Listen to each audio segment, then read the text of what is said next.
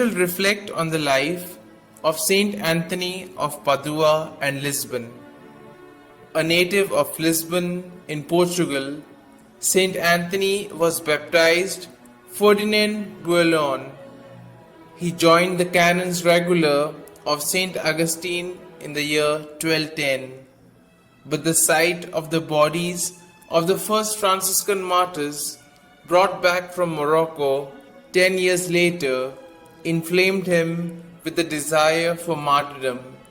His brethren therefore permitted him to join the newly founded mendicant order of Saint Francis the Assisi.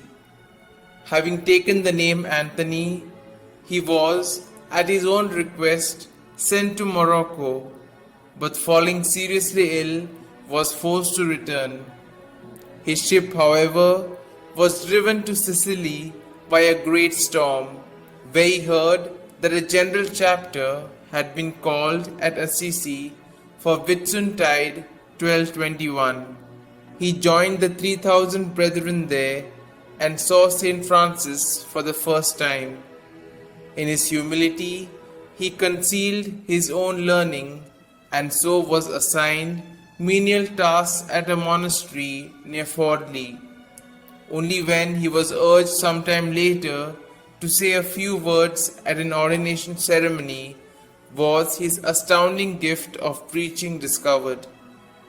Anthony could explain Holy Scriptures so simply, profoundly, and lucidly that Saint Francis wrote to him thus, "It is my desire that you teach theology to the brethren, provided, however, that the spirit of prayer and devotion may not be extinguished." So he taught and preached throughout southern France and northern Italy. His winning personality, combined with a clear, powerful, and pleasing voice, enabling him to impart readily his knowledge to others. God also granted him the gifts of miracles, of tongues, and of prophecy, besides the prevalent heresies of the Cathari and the Patrines. It was the obstinate vices of luxury, pride, tyranny, hatred, and avarice which he attacked with particular zeal and success. Humble to the core, Anthony considered his preaching and ministry, nay, his whole life, as a service, thereby winning over innumerable souls for Christ.